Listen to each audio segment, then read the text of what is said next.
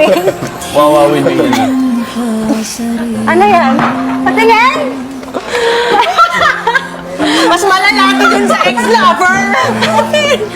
Taong unang nagpatibok ng puso. Yung wish ko na lang sa kanya ay pag nakita ko siya ulit, na sana din mahanap niya na yung, alam mo yun, parang right person para sa kanya. Or happiness din, kasi syempre matagal na panahon na yun, and we just wish, other people happiness. That's right.